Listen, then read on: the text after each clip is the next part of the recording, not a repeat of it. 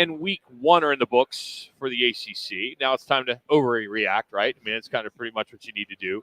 And joining us to talk some ACC football is Roxy Bernstein, does some of the play-by-play, and for the network, and he joins us now on the right to the guest line. How you doing, Roxy? What's going on, man? Nothing says ACC network like Stanford and Cal Poly on Saturday, right? What a staple that is, right? Wow.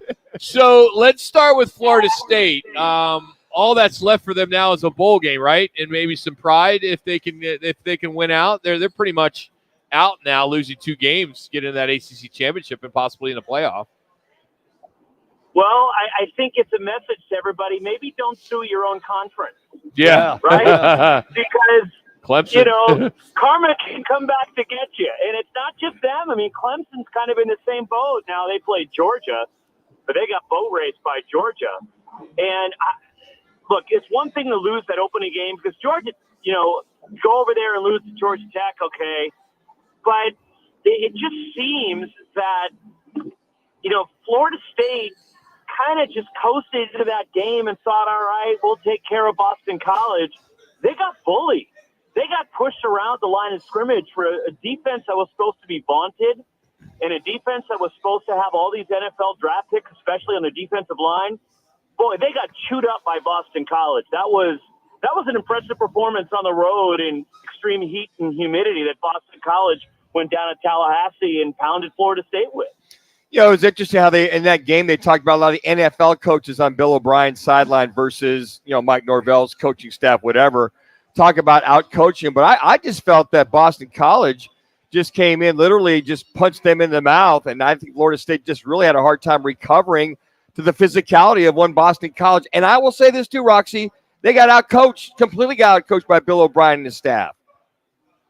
No question. And the other thing I think about also, and now granted, okay, I'm not trying to make an excuse for Florida State, but they did go over to Ireland and play. And you wonder about jet lag coming back.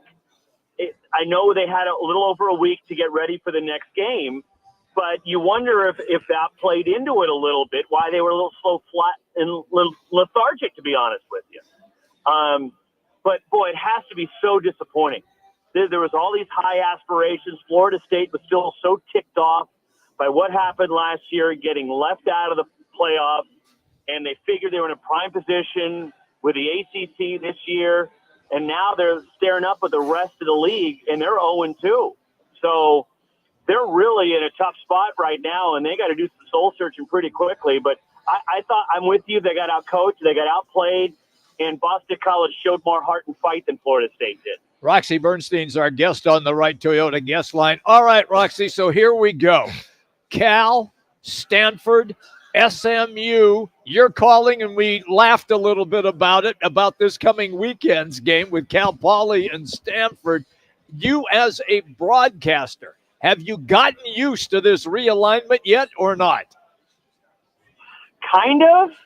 I mean, you think you're there mentally, but like, it's funny, I watch like Arizona on Saturday night, or I watch ASU. I'm like, because for years I was so glued in on those, all those Pac-12 schools, watching Utah and Colorado. And now it's like, well, do I pay as much attention to them as I did in the past? And look, I could move into to do some Big 12 wherever ESPN sends me. That's where I'm going to be doing games. But it's just weird having these new programs and teams to follow, which you really haven't been following for a long time. Getting used to Boston College and Florida State. And my aunt, Pac-12 former people there with Mario Cristobal coaching and Cam Moore as the quarterback and Damian Martinez as the running back there. But it's strange getting used to it. And it really hit me that, okay, this is the reality. When last Saturday I'm at Cal, and I'm doing UC Davis against Cal that airs on the ACC network with his big ACC banner behind me.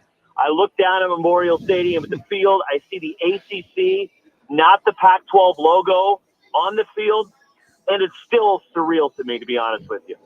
And then, Roxy, you hear the stories out of Clemson with Debo, talking about not wanting to get involved in NIL or the transfer portal. A 34-3 thrashing by Georgia. I understand all that, but do you think in the meantime that not that all that matters to a point for these players, that a lot of the game is passing by and what's going on there at Clemson? Well, basically, like the analogy for me is everybody else is using a smartphone. Yeah. And Dabo's using a flip phone. Yes. Because it's adapt or die, right? That's what you have to do. This is the day and age in college athletics of transfer portal, of NIL, of these collectives. As your student athletes are getting paid now, it's all legal.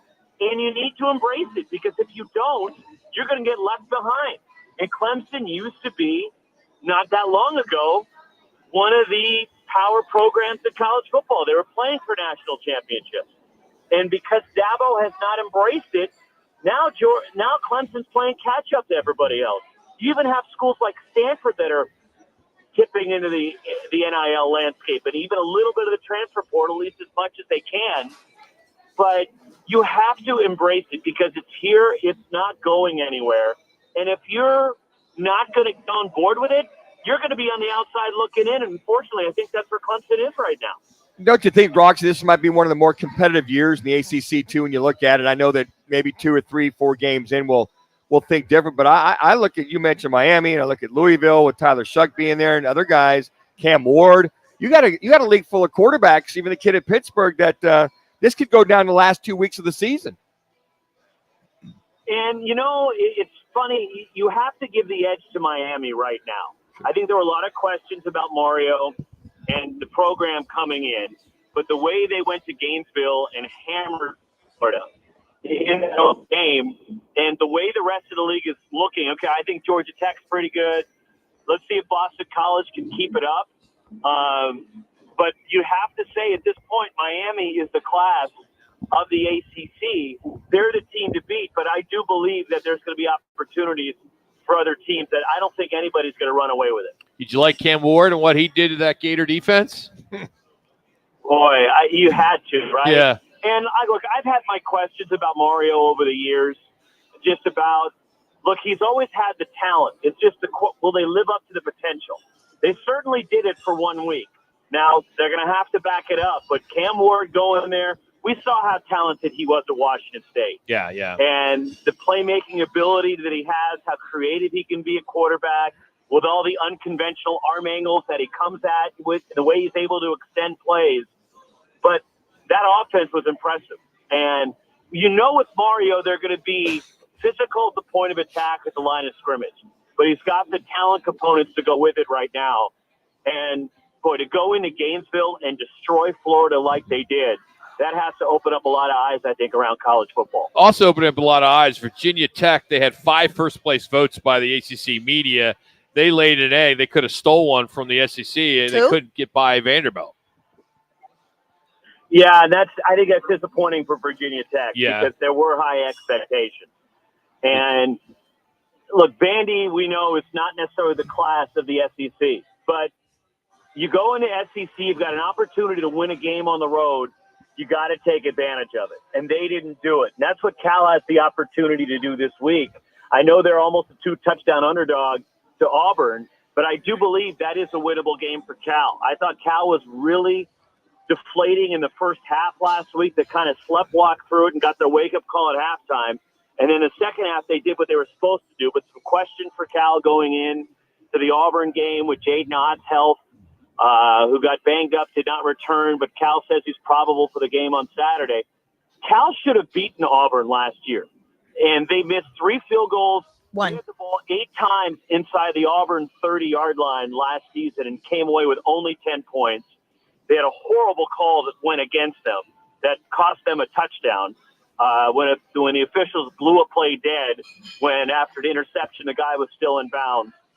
So this is, I think, a pivotal game for Cal. If Cal's going to be competitive in the ACC this year and a team that can contend because they believe they can, this is a game that they have to show well in and potentially win down at Auburn. Hey, Roxy, got about a minute. What's the patience with Mike Norvell and DJU at quarterback? He's really struggled these first 2 games. I think that it's a little uncomfortable right now, all across the board at Florida State because of what happened in week one and week 0. So they got to get it together. They're going to have some opportunities to do that coming up. But I think they can ease a lot of the critics with some strong performances coming up in the weeks, because we've seen DJU do it. He's a good quarterback, and there were plays that were there to be made against Boston College. And how many drops did DJU have? And at some point, it's not just on him. Like, the offense was stuttering, but they had and it's a collective effort. You just can't put it all on DJU, even though We're losing him. Unfortunately.